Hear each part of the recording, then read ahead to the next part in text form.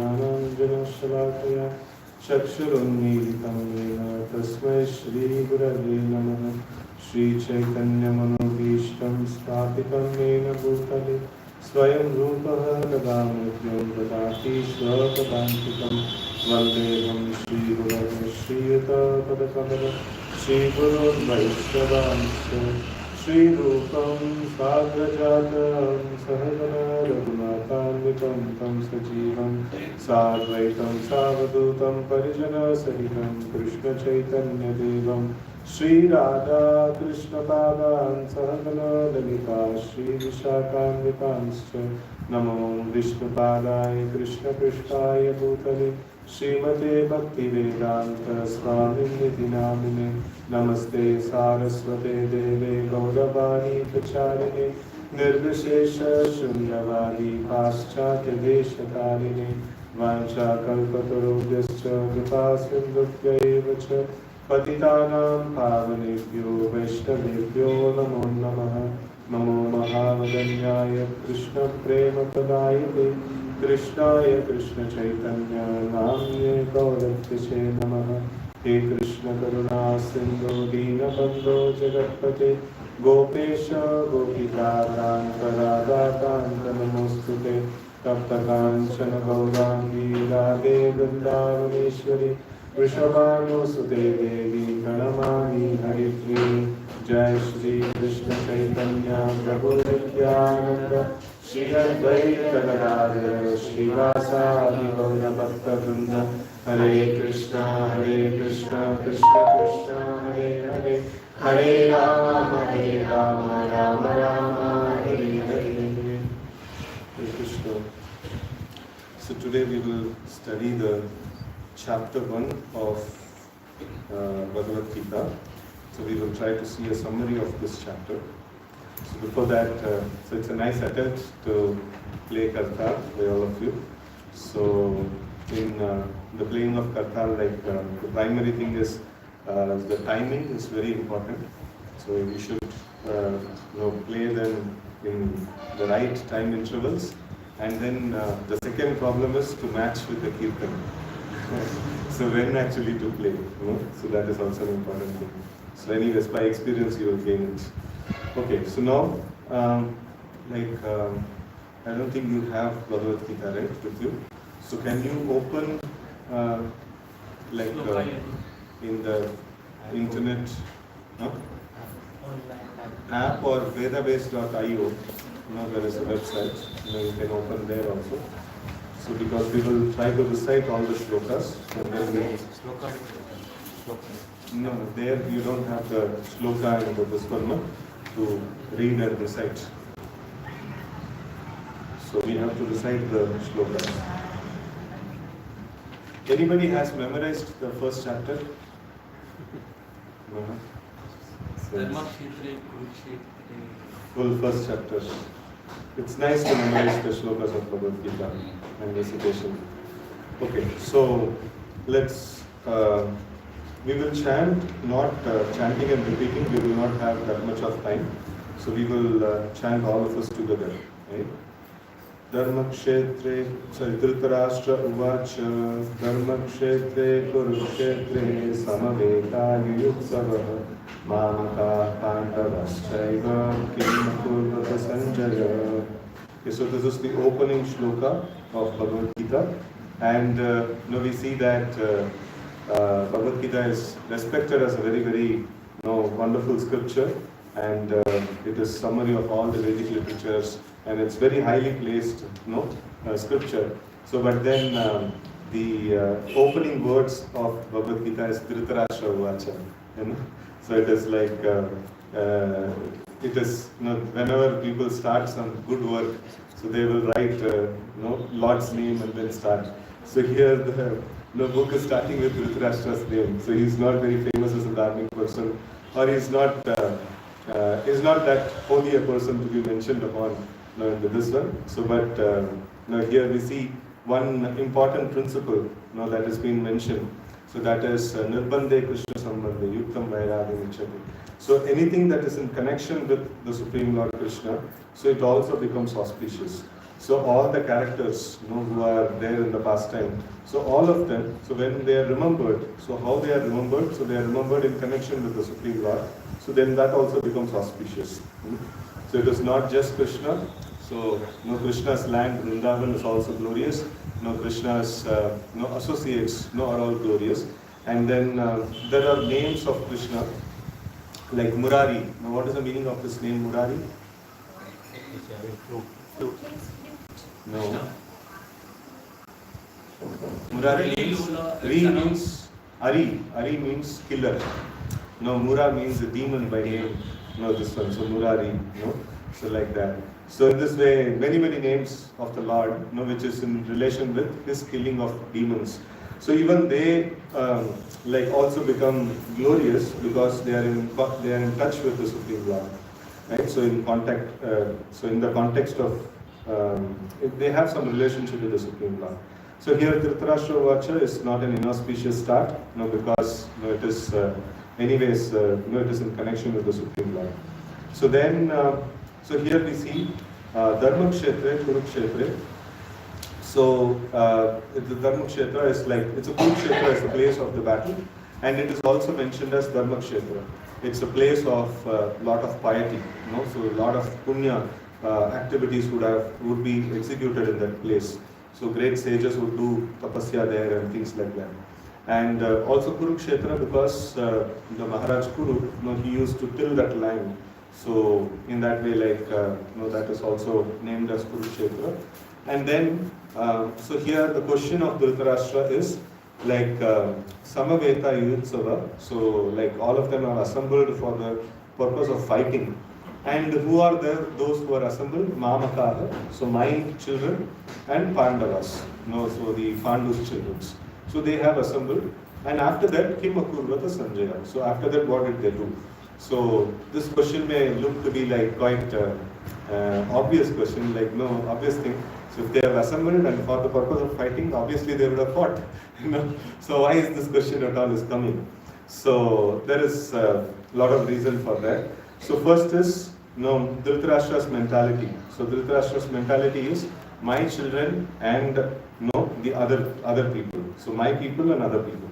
So this is something like he has a divisive mentality. Somebody is favorable to me and somebody is enemy to me. This is something very divisive. So in the 7th canto of Srimad Bhagavatam, we will study about Maharaj Prahlad. Prahlad Maharaj, this one glories. So when Prahlad was a small child, so he was admitted in the school, and the regular teachings were given to him, and he did not like the teachings. So what is the reason he did not like the teachings? Because so they were teaching that he was supposed to be the king, next king. So like they were teaching the diplomacy, and the diplomacy and political this ones includes treating somebody as identifying who's favorable to you and who is not favorable, and know how to subjugate the other people. So like maybe by threatening, or maybe by giving them some nice allowances or some post and things like that, and then get them in favor of you and things like that. So this Prahlad did not like. Prahlad was thinking that like I am devotee of Krishna and everybody is part and parcel of Krishna. So like in that way, like everybody are equal. Why should we see somebody as friend and somebody as enemy? So he did not like that philosophy at all. So but here we see the exact opposite. Dhritarashtra, he was seeing that these are all my people and the other people, the enemies. So Mamaka and Pandava. So this kind of divisive mentality was there. And also here the reasons why he is actually asking Kim Akurvata, so what did they do, is because he had a lot of apprehension. So one is that it is a Dharma Kshetra, so it is a pious place. So pious place will have influence, it will have its influence, and a pious place will influence favorably for the pious people. So and he very well knew that his sons were not pious, so they were notorious people, and he knew that in so many ways, they actually did so many wrong things. So in fact, when once Krishna sends Akrura to Hastinapur to warn Dhritarashtra that study what is happening there, and then see give him a warning that he should not do this kind of atrocities and things like that. So then at that time, so like this one Akrura actually tells to Dhritarashtra, you see, what you are doing is not right. You are not treating your sons of your brother properly, and they are righteous people, and rightfully what they are supposed to get, you should give. So but then Dhritarashtra says, yeah, I know that what I am doing is wrong, and then what my sons are demanding is wrong, and then but then still what to do, like no, I'm attached to my sons, no, I'm just doing. And in fact, Akrura informs, no, Krishna is the Supreme Lord, he has come personally, and he is in the job of chastising people who are like not doing things properly. So better be careful. So then he says like, yeah, I know that also. I know Krishna is Supreme Lord, I know like no, he's going to punish, but what to do? My attachment to the sons is like so strong that I cannot give up. So Dhritarashtra is a classic case of weakness of heart. So weakness of heart means they know what is right, what is wrong, but they are completely unable to do what is right. They are just simply told to do what is wrong. So Dhritarashtra is of that nature. And also one more reason that is mentioned is that Dhritarashtra, he knew that this holy place is going to be of much favor to the Pandavas. So, but then what if this holy place influence change the heart of the Kauravas? That they decide not to fight. So that is also a problem. So Dhritarashtra's problem is a very critical problem. If fight happens, and it favors the place, favors the Pandavas, they will win. So in otherwise, generally Dharma wins. That is the general scenario. My sons are not Dharmic, so they will be losing. But then they should not lose. And it's like a tug of war which is within his mind. And then the holy place influence, if it happens, and then if my sons, they actually give way, and then they give up their stake, and then they just give the share to the Pandavas and come back. That is also not good. So his only this one is that the battle has to happen, my sons have to win, and then we should get the kingdom. And but Dhritarashtra had lot of doubts about this thing happening. So because of that, there is a lot of tension in his heart. And also there is another thing that is mentioned is, it is almost like cultivation in a field, in a paddy field. So in the paddy field, good crop is nicely cultivated, and then wherever there are weeds, that are there, so that will be uprooted. So in the same way, here also in this Yuddha Bhumi, so like Pandavas will be saved, and then the Kauravas will be destroyed. So that is the first shloka. So then we'll recite the second shloka all together. So those of you who have come now, you can open the Bhagavad Gita in your mobile and you can chant with us. Sanjaya uvacha drishtva tu pandavanīkam vyūdam duryodanastada acharyam upasamgamya raja vachanam abravīt. So here, now in response to the question asked by Dhritarashtra, Sanjaya is speaking. So what is he speaking? Drishtva tu pandavanīkam. So after seeing the Pandavas army, Vyūdam Duryodanastada. So Vyūdam means arranged in military phalanx. So it is a particular formation of the, there are many different ways in which the military can be arranged. So this is one particular formation. So, and Duryodhana is speaking to his Acharya Upasangamya, Raja Vachanam Abravīt. So the Duryodhana is speaking, he is addressed here as Raja, and so he is speaking to Acharya. So who is the Acharya that is mentioned here? This is Dronacharya, Dronacharya, the teacher of the warfare. So he is going to him and he is speaking. So why is he going to him? So two important personalities, in fact 3 important personalities are very, very crucial for Duryodhana. Now who are the 3 people? Dronacharya, Bhishma, and Karna also. Yeah. So these are very 3 important personalities. So but then Karna is not there part of the battle at this point in time. So because till the time Bhishma is there, he would not enter. So in Pandava's side we see there is lot of cohesion. Though everybody had difference of opinion, so Bhima never agrees with other people, and all these things are there. But then whatever Yudhishthir would decide, so everybody would agree, everybody would follow. And then on top of it, whatever Krishna would say, everybody will completely follow. But in the side of Kauravas, so everybody had different this ones. Like, why is Dronacharya fighting in the battle? Because he has to support the ruling king, and Bhishma also had a similar kind of this one. And why is Karna fighting? Because he had enmity towards Arjuna, and this one. So also, like, he had some kind of obedience to Duryodhana. And if you see, like, many people, like there is, I think, Shalya also, like, fights on the side of Duryodhana, and later on he becomes the chariot driver, of Duryodhana. I think he was, like, by trick, he was put into the Duryodhana's camp, like, if I remember rightly, that there was a nice reception that was given to Shalya's army, and then so, like, Shalya thought that maybe this is Pandava's reception, and then he told, like, whoever has given such nice reception, I'll fight for them. And then Duryodhana comes, it's me. Right? So then he had to go by that way. So this way, like, his army was not a cohesive army. It is like everybody had different reasons, why they are fighting on that side. So, but then in the Pandava side, like, it's a very cohesive army, so everybody were united and things like that. So here, Dhritarashtra or Duryodhana had so much of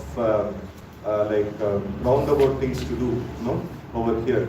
So, like, we can say that Duryodhana is the active villain, so who is actively plotting and things like that. And Dhritarashtra is the silent villain, who is just agreeing to whatever Duryodhana's proposals are there, out of weakness of heart. In fact, it is mentioned that when Duryodhana was born, so at that time only, like, some Brahmanas, they actually came and they told to Dhritarashtra, you should immediately kill this child.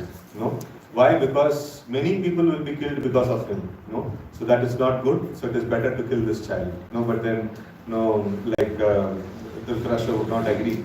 And Gandhari also herself, she would tell that our son should be punished. He should be like, you should reprimand him. You should chastise him. What he is doing is not right. So, but then Dhritarashtra would never do that. So especially after the disrobing of Draupadi, so Gandhari became very, very furious. Like, because she knows what is the power of a pativrata. Like, she knows the power of a chaste woman, and it is going to destroy the whole dynasty. So, but then, here, Duryodhana's condition is, so everybody has different reasons for fighting, and so especially the key people, the Acharya, like Dronacharya and Bhishma, so, like, they are not fighting because they are in love with Duryodhana, or they are in complete accordance, or they are completely in sync with Duryodhana. So because of various reasons they are fighting. So he was having the doubts that they may be lenient, in the fight. Why Karna could not fight along with the Bhishma? What is the reason? So Bhishma insults Karna in the beginning. He is not a Kshatriya Putra and things like that and all. So, and he is no comparison to Arjuna and things like that.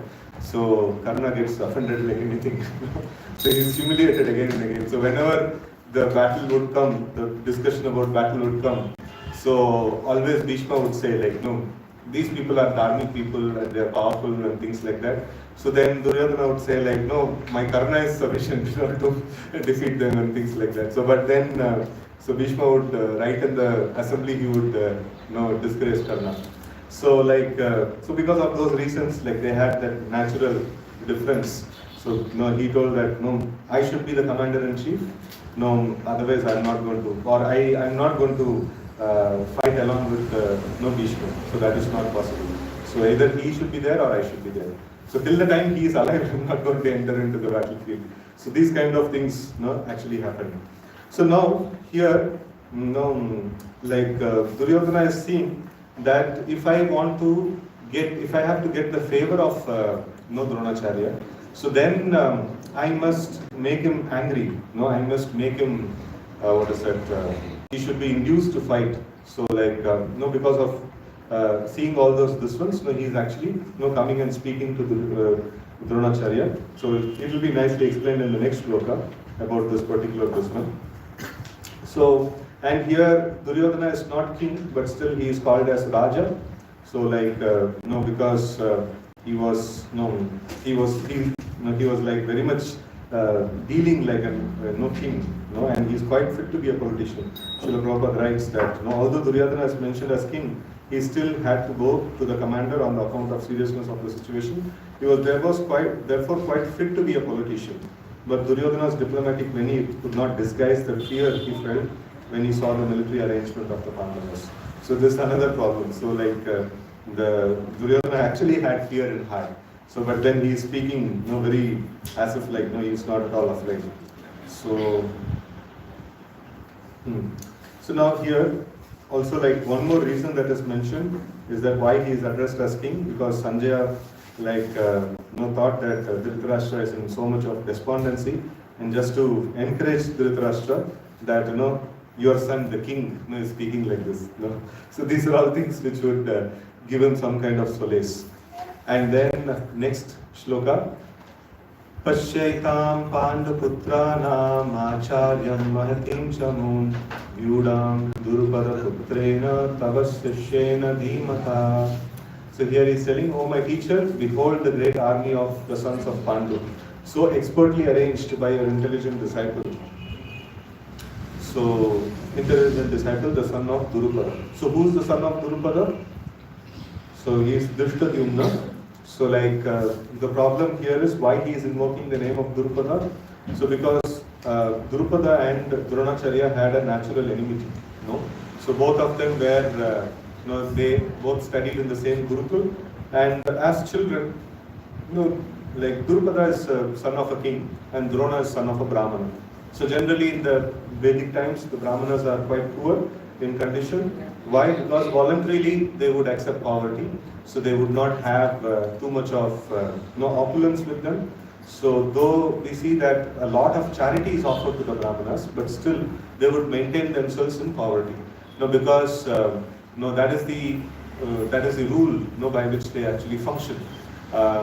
So patana patana yachana yachana dana no dana, and then like they receive dana and then they give back also. So they whatever they would get, whatever they is excess with them for that particular time for them to utilize. So whatever excess is there, they would give it back. They would never save. The Brahmanas would never save something for the future. So they would live a life dependent on the Supreme Lord. So that is what helps them to maintain the purity. So now here, this one, Durupada, he is the son of a king, and Drona is son of a Brahmana. So and both of them, when they were children, so they were in the same Gurukul. So then, the Durupada actually gives a promise to Drona that, when I assume the kingship, so that time I will give half of my kingdom.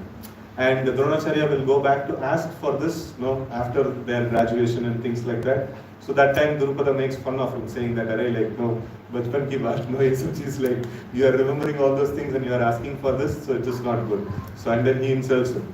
And then after Durupada becomes, after the Drona becomes the teacher of the Kauravas and Pandavas, so on their graduation, so like when the time for offering Guru Dakshina comes, so that time he says that, you people, go and win over Durupad and bring him here. So then Kauravas, they go and they get very badly defeated, and then then Arjuna and I think Arjuna alone goes, or the Pandavas go, I don't remember exactly. So they go and they subjugate Durupada. So and so then Durupada becomes very upset with this whole thing, and then so he performs a tapasya, he performs an yajna, so to beget a son who would kill Dronacharya. So that is Drishtadyumna. And here in the purport, there is a nice thing that is mentioned about the quality of a Brahmana. So what is the quality of a Brahmana? So like here, this Drishtadyumna, who is born to kill Dronacharya, he comes for taking lessons to Dronacharya himself. And so whenever somebody comes for Vidyadan, asking for Vidyadan, so a Brahmana should never say no. Here, like Dronacharya knows that Drishtadyumna is born to kill him, but still, like as a Brahmana, he cannot say no to the Vidyadan that has been asked. So he teaches, Drishtadyumna. And here, Duryodhana is pointing out, to Dronacharya. You see, like, you are a great fool. You taught you taught the whole military science to Drishtadyumna. So knowing that he is going to kill, now you see, like, he has arranged such an amazing military arrangement for our enemy. So you are a fool actually. So, but then, Duryodhana is not considering the quality of a Brahmana. And why is a Brahmana fighting? Brahmana should not fight, only Kshatriya should fight. So Brahmanas also, like, Brahmanas are natural teachers. So whatever may be the profession, be it Ayurveda or Dhanurveda or whatever may be the profession, so in all aspects, the teachers would be Brahmanas. So practitioners may be Shudras or some other category of people, but then the teachers would always be Brahmanas, whatever may be the subject matter. So here Dronacharya is a teacher of military science. So he is also in that way, like, he also takes part in the battle. So here, the greatness of a Brahmana is mentioned. So they are not worried about their life, or they are not worried about what's going to happen in the future and things like that. So they are just worried about what is my duty. In fact, this is a very common principle in all of the Vedic civilization, is that people would not see what is it that I'm going to get in return. So they would just see what is my duty to be performed. So they are more duty conscious. So in the modern days, the inspiration to do a work comes from what gain I'm going to get. So, but in the Vedic times, the inspiration is coming from what is my duty. They were very inspired and enthused to perform their duty. And if they perform their duty, what is their gain? What are they going to get if they perform their duty? Satisfaction. Very perfect in the Satisfaction, okay. What others? Liberation. So if they perform the duty nicely, Varnashrama duties, so they will get punya, and they will actually make progress. So nowadays we have a very external or very superficial understanding of how we will get happiness. So we are looking at the external results, as the means of happiness. But in the Vedic times, people would consider the punya to be the means of happiness. So if I do my work properly according to my duty, so I will get punya, and through that I will become happy. So like that. So so modern day, this one can be explained as if I want money, directly go and take money. So, but in the Vedic times, this one is if I want money, I will go and take an employment and I will take the salary. So it is something of that nature. So if I want happiness, so I don't directly approach happiness, I perform punya, and then I avoid the happiness to come, right? So that is how this one is. And the basic aspect of performing punya is, so doing one's occupational duty, doing one's duty as according to Varna and Ashrama. So in that way, like the Brahmana is supposed to be liberal, Brahmana is not supposed to be selfish, so he should be a large-hearted person. So Drupada is exhibiting, Dronacharya is exhibiting all these wonderful qualities. Right, so that's something that we can deduce from this shloka. But then Duryodhana is using that to irritate Dronacharya and to make him angry.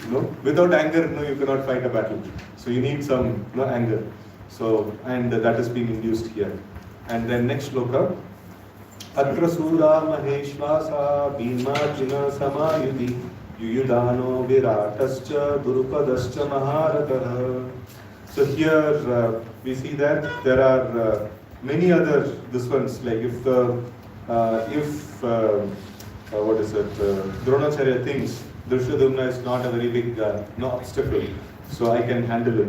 So then Duryodhana is telling that okay, not just Drishtadyumna, there are many other people are there, many great heroes are there, so who are equal in prowess to Bhima and Arjuna. So who are they? Great fighters like Yuyudhana, Virata and Drupada. So these are all other great warriors who are there, who could be a stumbling block in our victory. So he is analyzing what all the kind of obstacles that are there. So next 2-3 shlokas we will recite together. दृष्टकेतुश्चेकितानः काशीराजश्च वीर्यवान् पुरुचित्कुण्ठिभोजश्च सैव्यश्च नरपुङ्गवः युधामन्युश्च विक्रान्त उत्तमौजाश्च वीर्यवान् सौभद्रो द्रौपदेयाश्च सर्व एव महारथाः अस्माकं तु विशिष्टाये तानि बोधद्विजोत्तम नायका मम सैन्यस्य सम्यक् तान् ब्रवीमि. So here we see many other personalities are mentioned. There are also great heroic, powerful fighters like Drishtaketu, Chekitana, Kashiraja, Purujit, Kuntiboja, and Shaibya. And there are the mighty Yudamanyu, the powerful Uttamauja, the son of Subhadra, and the sons of Draupadi. All these warriors are great chariot fighters. But for your information, O best of the Brahmanas, let me tell you about the captains who are especially qualified to lead my military force. So here he is giving a list of all the great personalities who are there in the opposite party. So but then so Duryodhana also want to hide his fear. So he's actually fearful. That's why he's doing all these things. But then to hide his fear, he is telling that, so don't think that only, like their army has all these things. Like, no, I also have many great people who are fighting in my side. So and he is going to name them.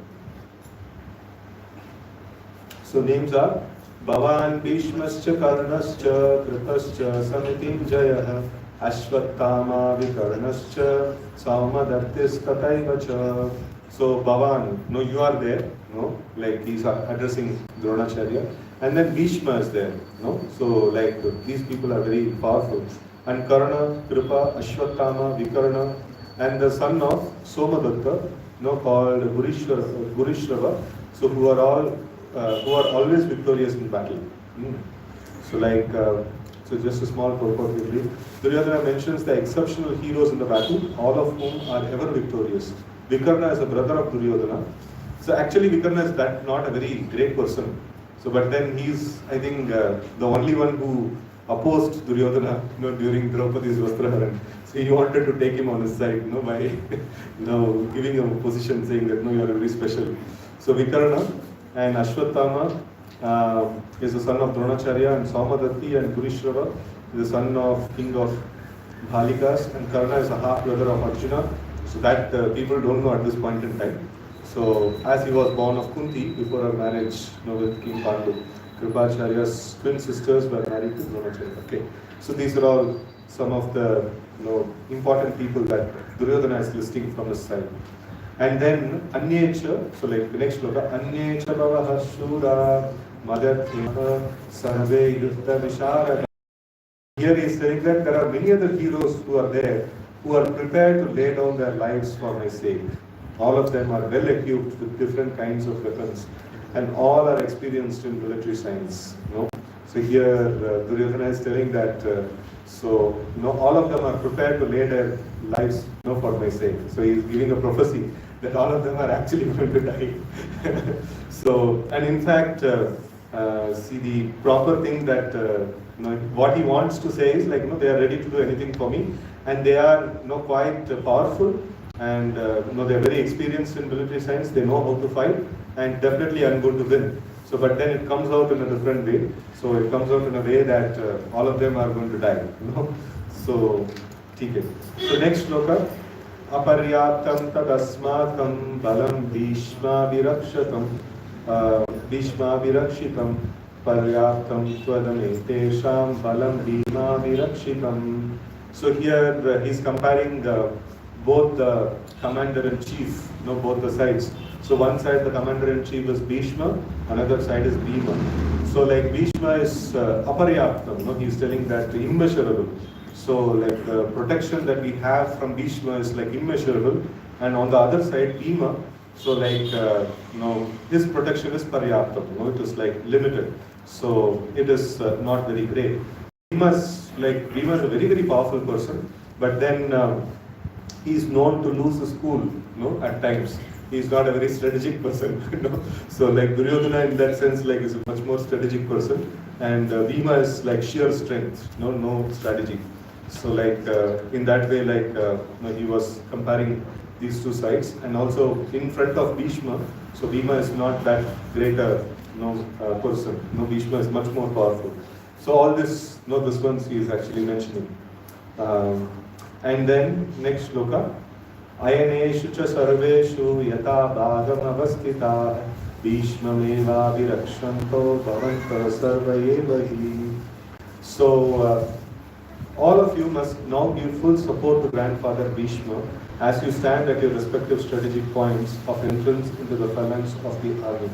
So here we see that Duryodhana, just to irritate Dronacharya, he was mentioning that there are many other heroes out there. If you don't fight, still, if you take side of the Pandavas or if you become lenient to the Pandavas, so still I have many other people who can accomplish the task for me. So but then what if Dronacharya says, okay fine, if that is the case, you carry on. So then he actually adjusts the situation. He has to, his job is to irritate him and at the same time make him fight for him. So it is like a very tough political, diplomatic thing that he is supposed to do, and he's doing it nicely. So in one of the Gita course, this ones you might have come across. So Duryodhana had the powerful people in his side, and then he had expert management and expert strategy, and everything was good. But only thing is, he was not having Krishna on his side. So, but on the side of Pandavas, the army size was less, and then the number of great heroic people in comparison to the Kauravas, that is also not that this one. So, but then they were carefully protected by Krishna. Krishna's grace was there. This is something very important. If the blessings of the Supreme Lord is there, so then automatically victory will come. On the other hand, one may have all powerful protection. But if he is not favored by the Supreme Lord, so then the victory is not very guaranteed. So this we can see in the Lord Ram's battle also. So that also was something similar to this. So only Lord Ram and Lakshman and Vibhishan, so these people knew the proper military warfare, So all others were in one of the shlokas of Srimad Bhagavatam it comes that all others were recruited from the jungles. So they were not very good in battle or the science of at that time the modern warfare. They were not knowing all these different kinds of this ones. So they only knew to throw stones and uproot trees and throw and stuff like that. So but then because they were favored by the Supreme Lord Ramachandra, so they could so even though they were not that great a powerful people, but still they became very powerful because of the grace of the Lord. But on the other hand, if we gather the strength by our own capacity, so then that is not going to be that greatly powerful in comparison to the favor of the Lord. So here also we see that Duryodhana is having all sort of necessary things. So but then still he has to fear by seeing the Pandavas army. So then next shloka. So from here a set of shlokas, it's going to be the blowing of the conch shells. Right? So we will study this then. Tasya sanjanayan harsham guru vrutta pitamaha simmanadam vinadyochai shankam dakmo pratapavan. So here Bhishma Dev, just to give joy to Duryodhana. So he was blowing his conch shell very valiantly. Very what is that? Tasya sanjanayan harsham. It's like a roar of a lion. He was actually blowing just to give joy to Duryodhana. See, we are going to the intensity with which the conch shell was blown. So a lot of message that actually gives. So we are not going to be lenient. We are going to fight, to the best of our capacity. Right? So that is something that he is going to show. And also, in some other places in the Vedic scriptures, it is mentioned that in the past, in the Vedic times, killing is not a very important thing in the battle. What is the important thing in the battle? Why they would fight?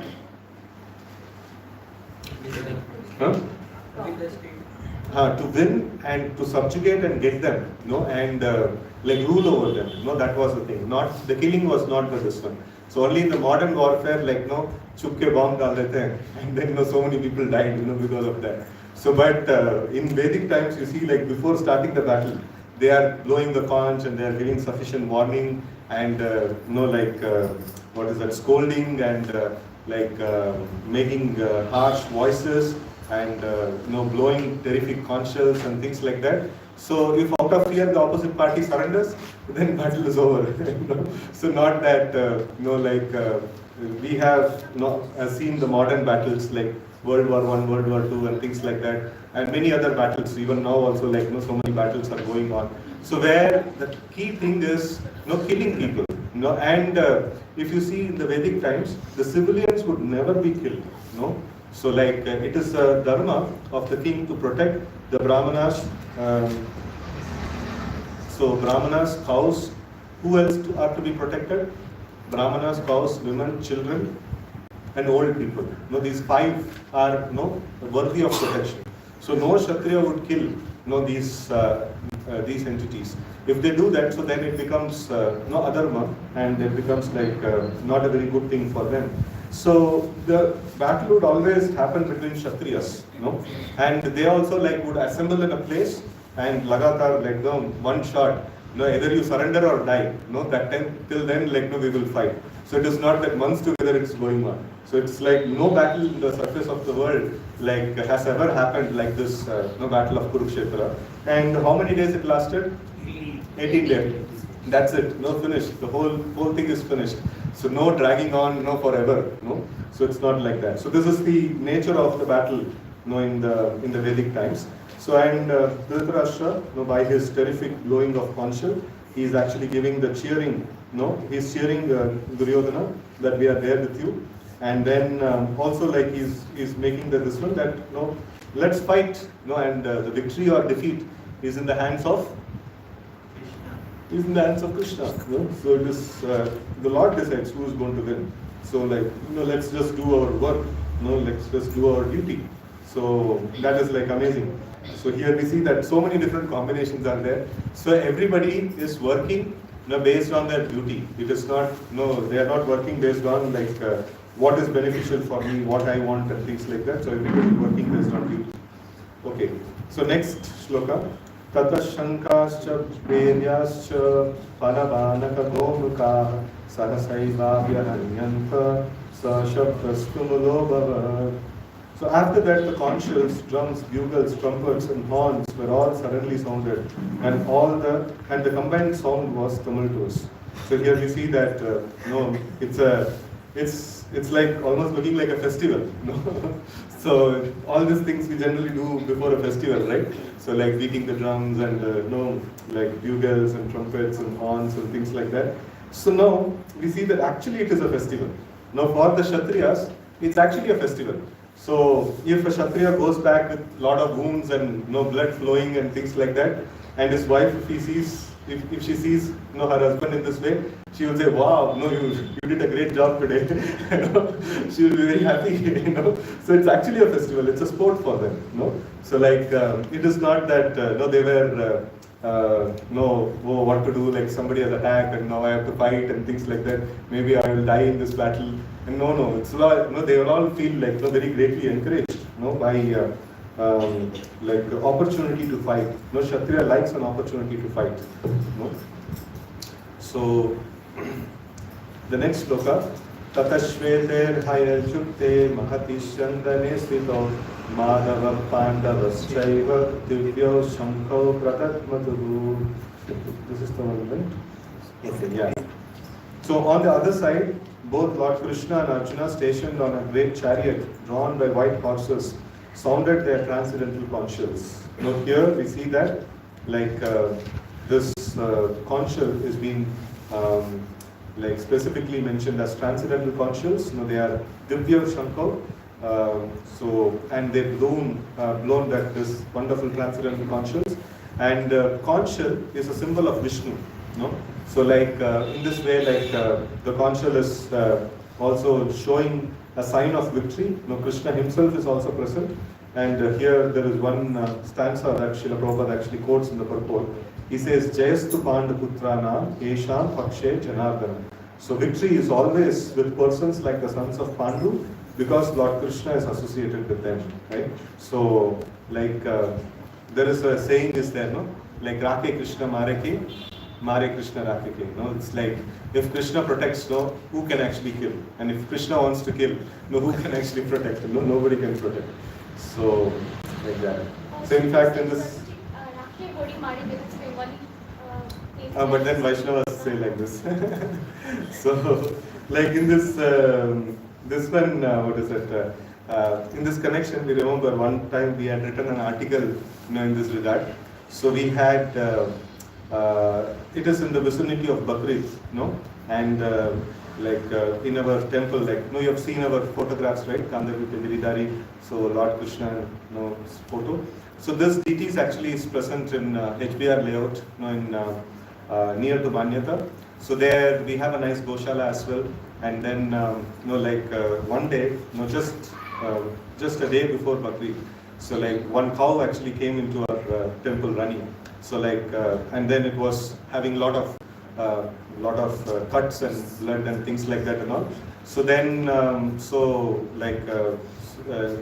it came in, and then we just started treating it and things like that. So then some people, the owners of them, so they actually came and they told this cow is supposed to be killed the next day, and it's their property and we should return it back. So and we did not return, and it became a big commotion, and they went to the police, and police also came and they told that it's a problem, tomorrow is a festival, and don't do all these things, if it's their cow, you just give it back, so don't do all this stuff, so it is going to be a problem of law and order, it may blow up into some other thing also. So but then our temple president, His Grace Narada Krishna Prabhu, so he was very firm, we are not going to give, the cow has come inside the temple and it's in a very bad state, so we are treating the cow, so we will not be able to give. So, but then the police was insisting. So then, so Prabhuji actually took the police, inside the place where the cow is treated, and he told them that this is the condition of the cow, and still your heart says that we should give this cow back. So then the police told, okay, fine, I'll go back and I'll settle the issue. And so they themselves, the police themselves collected money amongst themselves, and then they settled the party, saying that a guy chala gaya to theek hai. So just close this issue, and somehow they closed it. So in this way, we saw that if Krishna wants to give protection, and definitely nobody can actually kill. So in this way, here we see that Krishna is also mentioned here as Madhava. Now what is the meaning of this word Madhava? Madhava means the husband of goddess of fortune, Lakshmi Devi's husband. So that is the meaning of this word Madhava. So this also means, Lakshmi Devi means what? Lakshmi Devi means all good fortune. So that means the Pandava's side is going to be very, very fortunate. And also here it is also mentioned that Arjuna is situated on a chariot, which is donated by Agni Devi. And this chariot has a very special quality. What is the quality? Wherever it would go, it would be victorious. So that is the amazing nature of this chariot. So with the symbol of Vishnu conscious, and then the goddess of fortune is actually present to favor, because wherever Krishna is there, that's where the goddess of fortune is there. So many times people in this world actually run behind Lakshmi. So but then Lakshmi has a name called Chanchala. Chanchala means what? Sometime in this person's account and sometime in somebody else's account. So kabhi ek account mein theek nahi rahegi. So Lakshmi is Chanchala, she will not stay with anybody for long, but she will stay permanently with Lord Krishna, right? So that is the this one. So Lakshmi is the natural wife of Vishnu, and she will always stay with him. So in this way he is having this name this Madhava. So that means if Krishna is present in their side, so definitely, obviously, there is going to be good fortune, on the side. So that's why it is very essential that we keep Krishna in our side. So how do we keep Krishna in our side? Chanting the names of the Lord, nice. Doing devotional service. Doing devotional service. complete certificate to him. Yes, Without any line. Okay. Not doing any sinful. Huh? Not doing any Not doing sinful activities. Reading scriptures and following the scriptures and things like that. So by following the teachings of Krishna, so we can actually ensure that Krishna is actually favoring us. Krishna is actually there, no, on our side, right? So then, so next shloka. So Panchajanyam Hrishikesho Devadattam Dhananjaya Paundram Dagmau Mahashankam Bhima Karma Pripodara. So here Panchajanyam, no, Panchajanya is the Shankha that the Supreme Lord Krishna actually has. And every name or every mention of the names is like very important. Rishikesha means what? Controller of the senses. No, Rishikesha means the controller of the senses. So here Krishna is mentioned as controller of the senses because Krishna is directing Arjuna. So that is like very, very special. So, and it is not that Arjuna is left to figure out things on his own. So Krishna is directly controlling the senses of Arjuna. So, but then we have seen that the Supreme Lord doesn't interfere in our activities. No, He just gives freedom for us to act. So in fact, the description of Paramatma is that Upadrishta, Anumanta, Bharta, Bhokta, no, these are all the descriptions of Paramatma. So He doesn't come and say, hey, like, no, this is wrong, you should not do it. No, He never says like that. He is like Upadrishta, He is a witness. No, He is going to witness what's happening. And then Anumanta is a sanctioner. No, He is going to sanction. If we have a desire, He may sanction it. Right? So now here He is being mentioned as Rishikesha, He is the controller of the senses. So this shows that generally, like, the Lord doesn't come out and support in this way, that He is going to direct us, every single aspect. But in the case of Arjuna, He is doing, because for devotees of the Lord actually takes choices, in His lives. But people who are not devotees, people who are not surrendered to Krishna, so He gives them the freedom. Okay, you choose what you are supposed to do, and based on your karma, based on your activities and things like that, I will sanction. Whatever you want, you can desire, I will sanction based on how much punya you have got, right? So in that way, like, the Lord functions differently with different people. So Lord generally functions as a Paramatma, as a observer, neutral observer. But for the devotees, He actually actively takes part. Here we see that in Arjuna's case, Krishna is making so many decisions. Krishna is actually guiding him, at every step. So that is not the case generally. So like if those who want the guidance of Krishna, Krishna is open to give guidance. And those who don't want guidance of Krishna, He will just be an observer. So in this way, He would act differently to different people. So now we have to go a little fast. Or we may continue in the next session, like we will discuss how much ever is possible today. And then, so I will come once in every month. So when I come, then we can discuss the rest of this ones.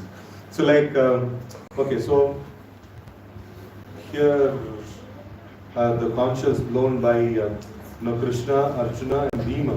So all these things are mentioned, and Bhima Karma Brikodara. So he's performer of Herculean tasks, and Bhima also like Brika Udara means like his Udara means belly, and he has a great appetite. He has any amount of food you can give, like he will finish it. So that's the this one, and also he would perform Herculean tasks according to that. And then he blew this terrific conch shell, the pound drum, right? So this is.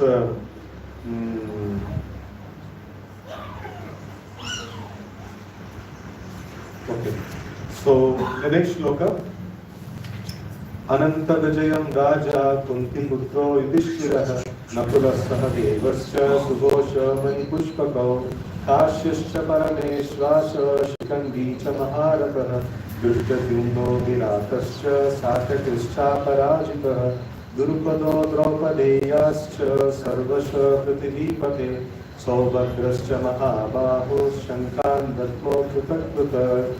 So here various other conch shells are mentioned.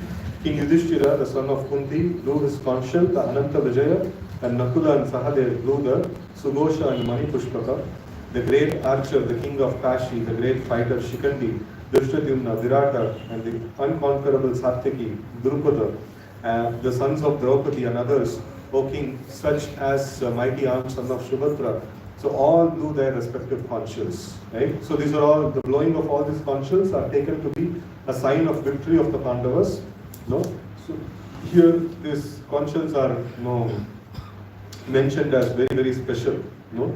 And the blowing of conchal of Bhishma is something that did not create any disturbance in the hearts of the Pandavas. But then in the next shloka we will see the blowing of the conchals by the Pandavas, or the side of the Pandavas, that was creating some kind of disturbance in the heart of the Dhritarashtra's sons. So let's chant that. Sabosho Tartarashranam Hridayani Vyadarayat Navascha Prithivim Chaiva Tumulo Abhyarunadayam. The blowing of these different conchals became uproarious, vibrating both in the sky and on the earth. It shattered the hearts of the sons of Dhritarashtra. So now let's read the purport a little bit. When Bhishma and others on the side of Duryodhana blew their respective conchals, there was no heartbreaking on the part of the Pandavas.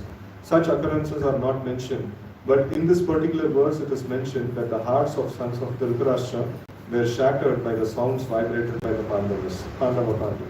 This is due to Pandavas and their confidence in Lord Krishna.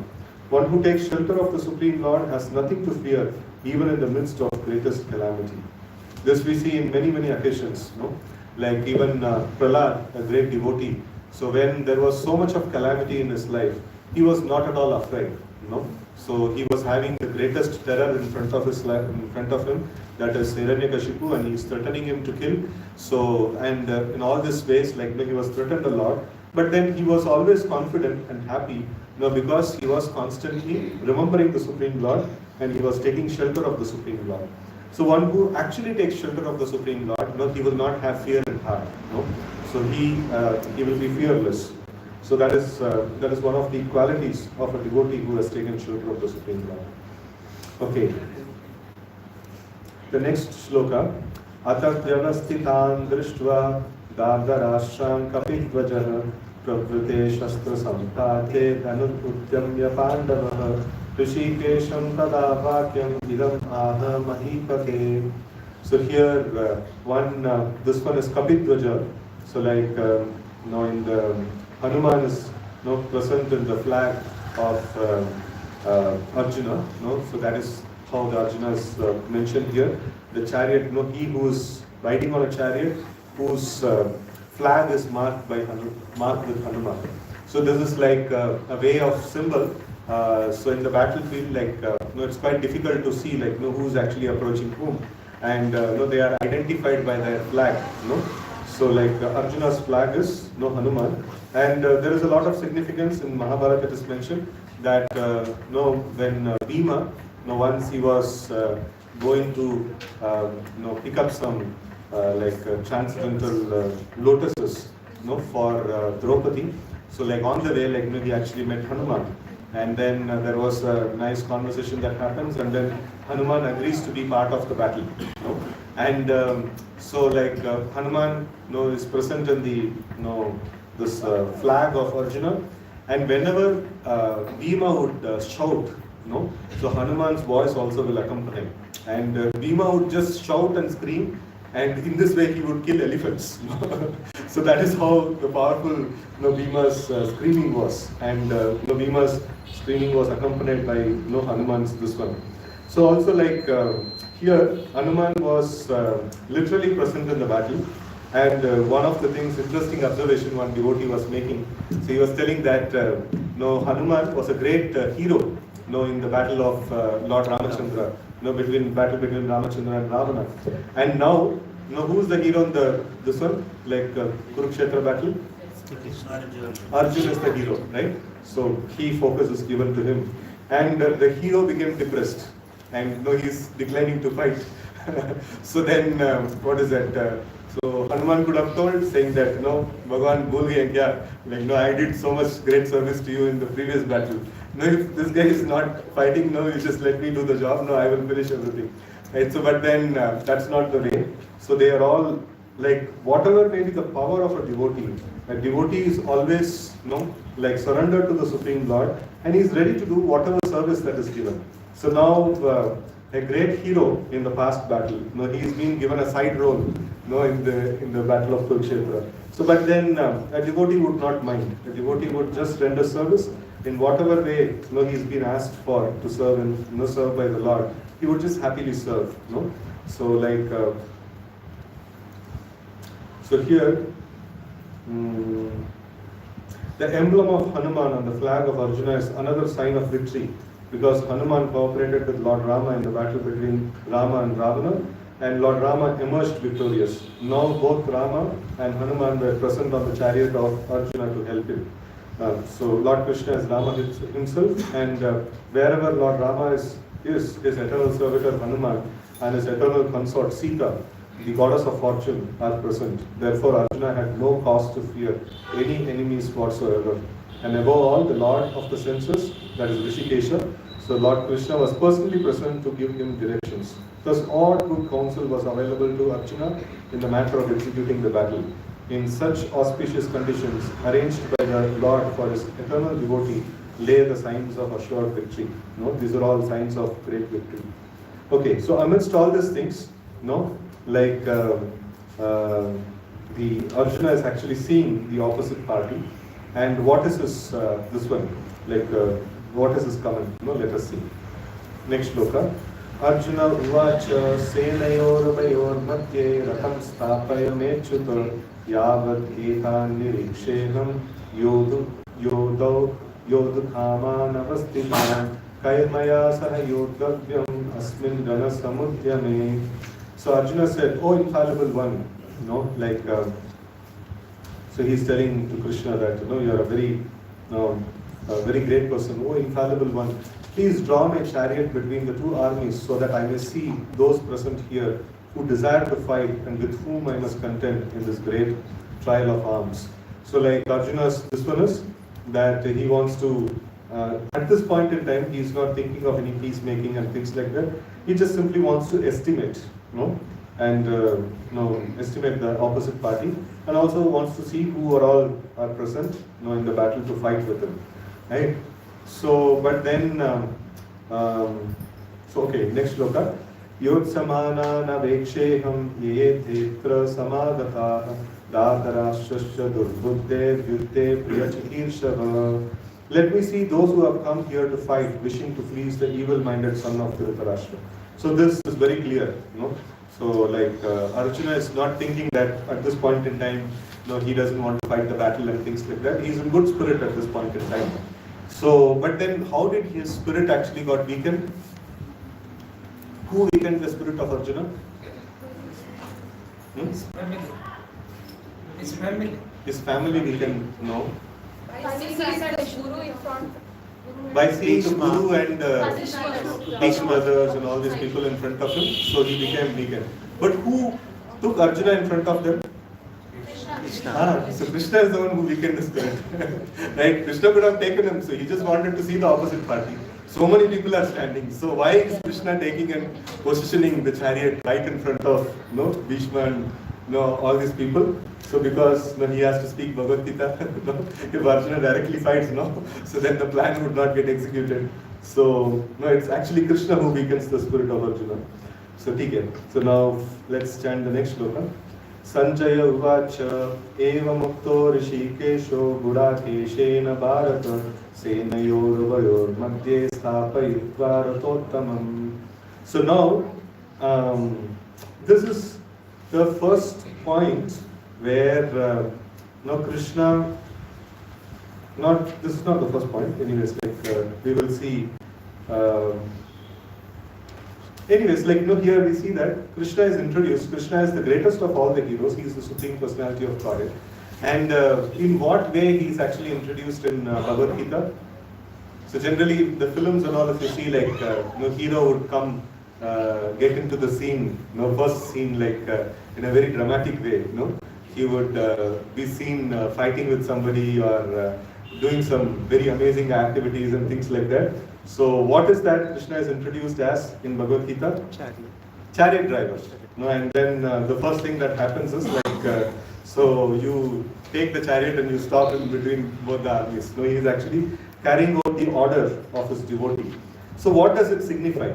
it signifies that Krishna is he can be known as the master of the entire creation. He can be known as the greatest powerful personality, and all those different things he can be known as. But then Krishna likes to be known as the servant of his devotees. The one who actually Bhakta Vatsala, one who is actually very dear to his devotees, and he fulfills the desires of his devotees. So he wants to be introduced in that way, right? So here in the shloka it is mentioned, Sanjaya said, "O descendant of Bharata, having thus been addressed by Arjuna, Lord Krishna drew up the fine chariot in the midst of the armies of both parties." Krishna is introduced as the servant of his devotee. So next shloka, Bhishma Drona Pramukatah Sarvesham Cha Mahikshitam Uvacha Partha Pashyaitan Samavetan Kuruniti. In the presence of Bhishma, Drona, and all other chieftains of the world, the Lord said, "Just behold, Partha, all the Kurus assembled here." So specifically, as I told, who weakened the spirit of Arjuna? It is Krishna. He is telling that he parked the vehicle or parked the chariot in front of the opposite party, and then specifically he wants to draw the attention and towards Arjuna. So he is it has been observed by Sanjaya and reported here, in the presence of Bhishma, Drona and all the chieftains of the world, the Lord said, "Just behold, Partha, all the Kurus assembled here." So so he specifically strategically he is parking the vehicle there, right? So okay, next shloka, Tatra Pashyat Stitan Partha Pitrin Ata Pitamahan Acharyan Matulan Bratran Putran Pautran Sakins Tata Swashuran Suhrudaschaiva Senayorubayorati. There Arjuna could see within the midst of the armies of both parties his fathers, grandfathers, teachers, maternal uncles, brothers, sons, grandsons, friends, and also his father-in-law and well-wishers. All these personalities he is actually seeing. So then, next shloka, Tan samikshasa kaunteya sarvan bandhun avastitan kripaya paraya vishto visidan nidamabravi. When the son of Kunti, Arjuna saw all these different traits of friends and relatives, he became overwhelmed with compassion and spoke thus. Okay, so we have time till 7:30 now. So, 7:30 is going to be the Arati, and 7 o'clock we are supposed to begin the group discussion. So now we have 15 minutes. So we will have 2 activities performed in this 15 minutes. So let's try to mine out some essential lessons, for our own practice, and our own life. And after that, we'll have a little bit of question answers. So then we will divide into groups. At 7 o'clock exactly, we'll divide into groups, and we will have the group discussion. So now the lessons. What are the lessons that we learned in this section of Bhagavad Gita that we read? 27 shlokas we have read. Any lessons that you would like to highlight? Yes, Prabhu. It is very interesting that it started with Sanjaya Uvacha.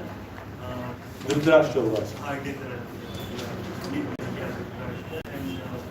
And it is said that how, despite knowing everything, Dhritarashtra is still favoring his son because of his weak heart. So Dhritarashtra represents the weakness of heart, right? So we also may have this to some extent. So we may know something is right and we may know something is wrong. Even though knowing it, we are helplessly engaged in it. That means it is weakness of heart. So we need to have support and advice, and so we need to overcome the weakness of heart. So in order to do something good, if we are completely overwhelmed by weakness of heart, so we cannot do something great in our life. Nice points. Any other lessons? So even though the army is not great with the pious people, when the God is there on their side, they have more chances of victory. No, even though army is not so great. When the Lord is there on their side, they have Ah. more chances of victory. Yeah. So even though we are weak, sometimes if we dependent on God, or if we feel like God will help us, definitely. I mean, if we surrender to God, God will definitely help us. Yeah. So even though we are weak, if we take shelter of the Lord, so definitely, we can emerge victorious. That's a very nice lesson. Any other lessons? Prabhuji, in connection to this point, as you mentioned in the beginning, if a wicked person also takes shelter to the Lord, then becomes auspicious. So Dhritarashtra, even being, despite of committing so many mistakes, divisive in mind, evil-minded, then also maybe because he was connected to God, so in terms of Agyat Sukriti, his name was started at the beginning of the first chapter of Bhagavad Gita. So he may be wrong person, but mentioning his name is not going to be inauspicious because he is in connection with Krishna. So anything that is in connection with Krishna, so that becomes auspicious. What's the concept today? I didn't understand. Concept of So concept is to study the summary of the first chapter, and in that we are deriving various lessons. main point. Main points is what people are now highlighting now. So one point that was highlighted is that even if we are weak, like in the Pandavas side, it was weak in the army. So but they took shelter of Krishna, so they are powerful. So and then the other point that was mentioned. What's your point? Even though we are weak, I mean, if I surrender to God, He will help us. So if we surrender to God, He's going to do this one. And even Dhritarashtra's name is used here. So he is not a very pious person per se, but then still, his name is in connection with Krishna's pastime, so still it is considered to be auspicious. So many other lessons are going to come out. Brahmanas are always duty conscious, so even if Dronacharya knew that Dhruva's son, Drishtadumna, will have eternal enmity with him, in spite of knowing the fact he taught archery and warfare, the military session he gave, because that was his duty. And when a Brahmana performs his duty, he gains punya. That's spiritual, right, Prabhuji? Spiritual punya. This is on the material side. This is on the material side. Even material side also, it's not just Brahmanas. Like everybody would do like this, like Shudras, Vaishyas, like Kshatriyas. Everybody would do things on, as per their duty. So like sometimes, this kind of question also comes that, why is that, when Arjuna and Krishna was speaking, so other people could have attacked, So why did everybody stop, in this way? So it is not a street fight that is happening over here. It is a Dharma Yuddha. So everybody are Kshatriyas and they are following the codes of Dharma. So like even if somebody is challenging another person to fight, if the other person declines, I don't want to fight with you, he cannot attack. The opposite party cannot attack. So like both should agree to fight. That's when they would attack. So like this, if somebody is showing his back and running away, so the Kshatriya is not supposed to charge on him, or somebody surrenders, I don't want to fight, I surrender, so he cannot be killed. So many different rules and regulations are there in the fighting, so they would follow all these rules and regulations. Yes. Krishna, who is also known as a servant of his devotees, acts different with different persons based on their karmas. For example, in case of Arjun, he guides him at every step. But in some cases, he acts only as an observer. Yeah.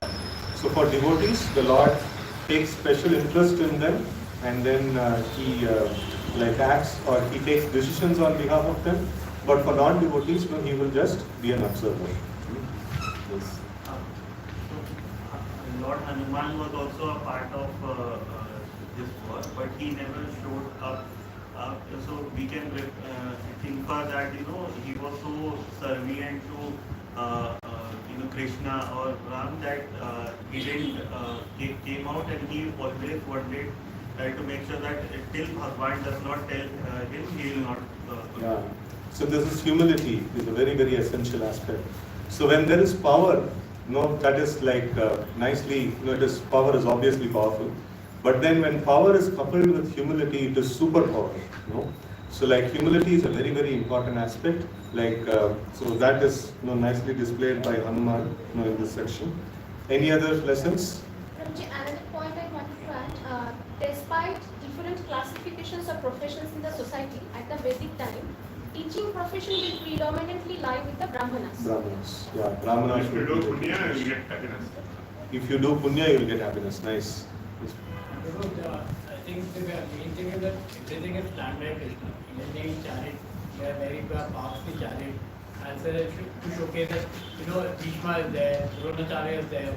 It was in a way planned to the Bhagavad Gita, of course, but the main thing was also so that he doesn't become weak later, during the war. During the war. Because if he becomes weak then Pandavas will be in a difficult situation. Because So he no would one be say like gained- no gained failure was warrior. Nice point. So the weakness may not come later on. So now itself it can be unearthed. That's also a nice point. Yes, ma'am. Any other? Devotee would not know just he rendered his service to Krishna without expecting it. Okay, so devotee would just simply wants to render service to Krishna without respecting any post, position and things like that. So like in the case of Hanuman, so that we saw. Okay. So one of the key teachings which I would like all of you to meditate about, so which is some things which you all also highlighted. So that is we should be more duty conscious than result conscious. So that is a very key difference between the Vedic system and the modern system. So like modern system, like we see that many people get into depression and these kind of stress and stuff like that and all. So why is it happening? Because they are like result centric. It's a result centric society. So that's why all these anomalies are there. But in the Vedic society, like it was much more stable because it was duty centric society. This is my duty, I should perform. So a Shudra would perform his duty to his master. The Vaishya would perform his duty, the Kshatriya would perform his duty, and a Brahmana would perform his duty. And nobody would think that, I am a Brahmana, I am much more learned, and I know all the political science and everything, but then the Kshatriya is more powerful and he's more rich. Why should he be? No, I should be the most powerful person. I should have all the riches with me. No. So they would not do all these things. And a Shudra would not think what to do, I am a Shudra, I have to just support other people. Other people are my masters and I have to serve them. No, they would not have these kind of this ones. So they would understand their role and responsibility. These roles and responsibility later on in Bhagavad Gita it will come. It is based on guna karma. What kind of gunas that they have got and what kind of work that they are doing. So based on that, this divisions are made. So if a person has, what is a parameter that makes a person Shudra or a Brahmana or a Kshatriya and things like that? This is their quality and duty. Quality? It's not by birth, it's not by birth. Not by birth, but what quality? Which quality? Brahmanas will have austerity. One important quality is the quality of sense control. So Shudra is a person who has very less sense control. A Vaishya or a Kshatriya or a Brahmana, so it's like gradation is based on the knowledge and sense control that they are having. So based on that, this division is there. So a Shudra may be very, very skillful, but if he knows that I cannot control my senses, then he would voluntarily put himself under the control of the higher order. So a person who is capable of controlling his senses, he is like taking a higher position. Like it's not based on how intelligent I am in terms of the skills. It's about how intelligent I am in terms of control of the senses. In fact, the knowledge in the Vedic times is defined as one of the shlokas which defines knowledge is Matravat paradareshu, lostravat paradraveshu, atmavat sarva bhuteshu, ya pashyati sapandita. So this is like Matravat paradareshu. So one should see other women other than one's wife as mother. That's the culture. So this is the way to address, and also this is the way to see. So so a person who sees women as mother, he is a knowledgeable person. And then lostravat paradraveshu, if he sees somebody else's property, so he should not bother that means if there is a garbage that is lying, so we would not bother in the street if there is a garbage or some leaf that is there fallen, so we would not bother about that leaf. In the same way, we should not become envious of another's property. So somebody else may have more or less and things like that, so we should not become envious of those things. So that is a sign of a knowledgeable person. So in this way, like the sense control and the capacity to control the senses, is considered to be the sign of knowledge. So and based on this, like gradation is there. So a Shudra would know that I cannot control my senses and I have to be there under the control of somebody higher. And they would just simply do their duty and they would be satisfied simply doing their duty. So that is a very amazing aspect of the Vedic culture. There is no competition in terms of like who is going to perform great in this world.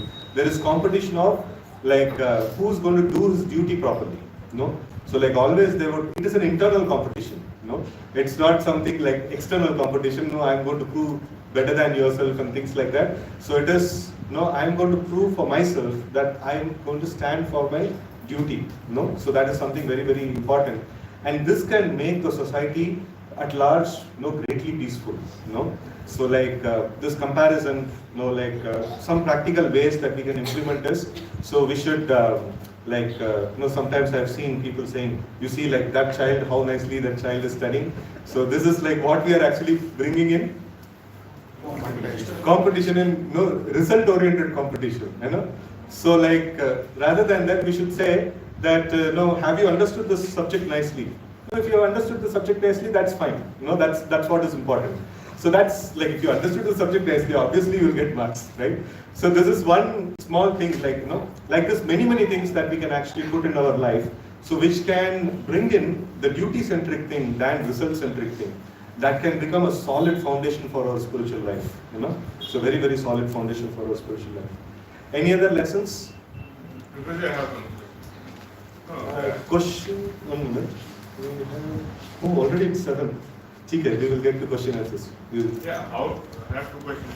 How to control the mind? And second question is based on caste, they will get more power mind. Yeah. So caste means not based on birth. It's based on quality. It's based on guna karma. So how to control? Really, it will happen based on birth. They have more control on mind. That is modern degraded system. So, but in the Vedic system, it was not like that. Everybody same. No. Vedic system based on guna karma. So based on what kind of qualities they exhibit, accordingly they would be honored. So somebody has to be powerful, somebody has to control, and somebody has to be controlled. Everybody is equal, right? Everybody humans, right? Everybody is equal. In terms, in the spiritual terms, everybody are equal. Everybody are soul. So, but then everybody has got different kind of a body. So to say that everybody are equal is to say the cycle is equal to a two-wheeler is equal to car. No, it's not. The cycle has its capacity to move, and the two-wheeler has its capacity to move. A car has a different capacity to move. So to say like artificially all of them are equal is not right. So like can we implement that in our organizations? That the security should get the same salary as the manager and every employee. Is it possible? No, it's not possible. Everybody are blessed with different capacities, and they should function in their capacity. A person who has the capacity to manage, he should control. A person who has the capacity to work, he should work. So that's a natural division. Even if we say like everybody are equal, we can never make everybody are equal. Because everybody has a different kind of a body and a different kind of capacities, and accordingly they should engage. If practice that kind of qualities, if practice what they are doing, Brahmanas what they are doing, everybody should follow. Then it will come, everybody is different. Everybody are same in the spiritual sense. Yeah. But material sense, not everybody are same. There must be difference. So like head is different from the hand is different from the leg. All of them do different activities. All of them are essential. So we cannot make artificial equality. That's not possible.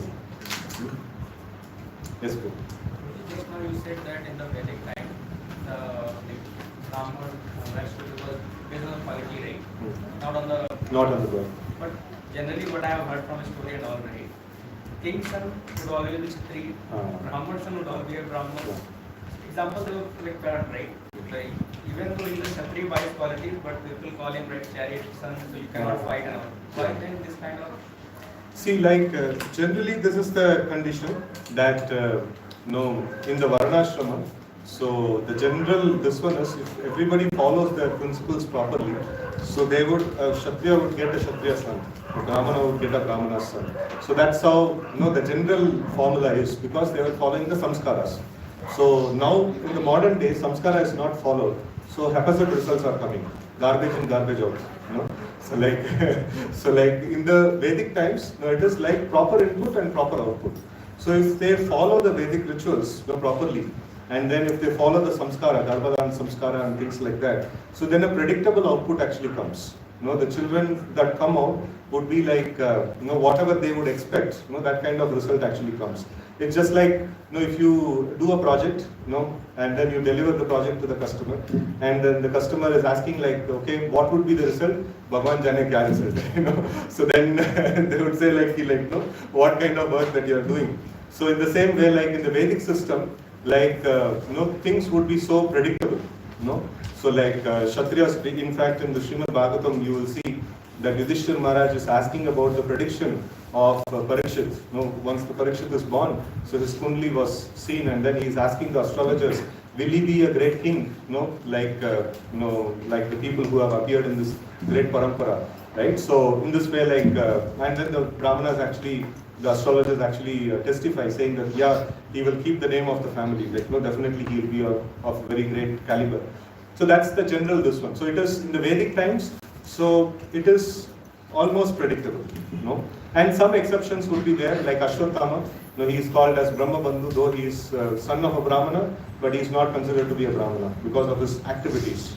He was degraded. So his position is demoted, like that. So that would happen. Arjuna was available Parikshit. Then Krishna, then how Samba came? What is it? Samba came, son of Krishna. I don't understand. Like family wise, Krishna's son. Krishna's son? Samba was there. Samba, yeah. So how he is not that good person?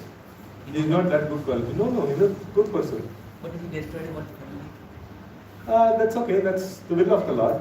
That's okay. So it's not that he was adharmic or something like that. It's okay. I have one point. No, that boy also has. Prabhuji, that why Dhritarashtra was fighting for supporting Duryodhana while but he was Brahmana. Who? Dhritarashtra was not Brahmana. He was Kshatriya. Dronacharya. So Dronacharya is Brahmana, but then he is the royal teacher, and he is a military teacher. So because he is a military teacher, he fights in the battle, and also because he is the teacher of the kingdom. So whenever there is a war on the kingdom, he should support. He cannot say, I will not support. But he was teaching Pandavas as Kauravas. Why he supported Kauravas only. Because Pandavas are, at this point in time, Pandavas are not the ruling party. Kauravas are there in the office. So whoever is there in the office, then he should support them. I don't consider Duryodhana as a degradation. Duryodhana? Sorry, Dronacharya. Dronacharya is from Brahma to No, not like that. So he's a teacher and he's selflessly fighting. It's not for any personal gain. He is, that is a subject, and he's doing it. That's it. So Basically. you said like in the Vedic system, the Brahmanas are always poor because they, even though they receive the charity, they were giving the charity, so They they will are always remained be in poor, poverty. Brahmanas will always be Then why Dronacharya went and asked for kingdom to Drupada? Because it's a word that is given. So nice question. So Drupada, like why did he go and ask Dronacharya, why did he go and ask half kingdom from Drupada? Like he's not interested in money. Because there is a word that is given, that he will give half the kingdom. So just to fulfill that word, So like any promise that is given and if it is not fulfilled, so that will have its bad repercussions. And a word that is given and it has been accepted, so he is going and asking from him that it is a rightful thing, that you have promised me, so you should give it now. Okay, not for his own. No, if he would have got, then he would have again distributed in charity. Probably he went to ask for one cow, right? Huh? Instead of kingdom, he went to ask for one cow. One cow. I don't remember about that particular. Cow is something that everybody would give to a brahmana. So, yeah. Okay. So now we will have a discussion, group discussion. So we all can divide into two groups, right? So as usual, like how you do in every session, and you can discuss on this subject. So these practical, lessons that we had learned in this session, how we can implement these lessons in our life, in our practical life, in our professional life, in our personal life, and also in our devotional life. And how we can list down certain lessons, whatever we have discussed now, and then how we can implement in our life. At least minimum 2 or 3 lessons you all can discuss. So now we can divide into groups. Hare Krishna. Yes. All of you know your groups, right? Anybody don't know?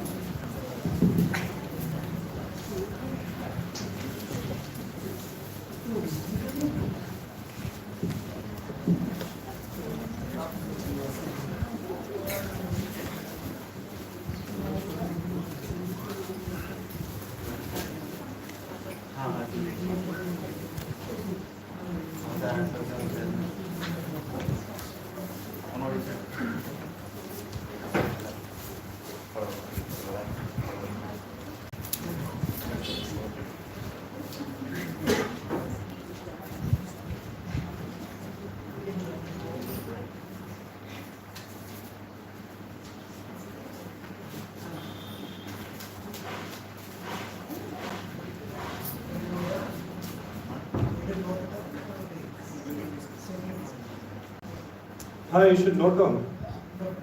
One of you should note down. And others also can note down if it's going to be a very practical discussion.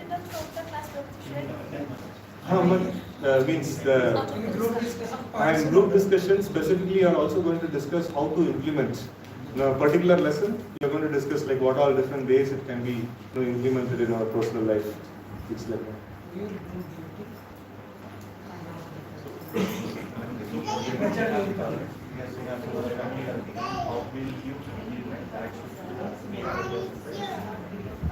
we can start.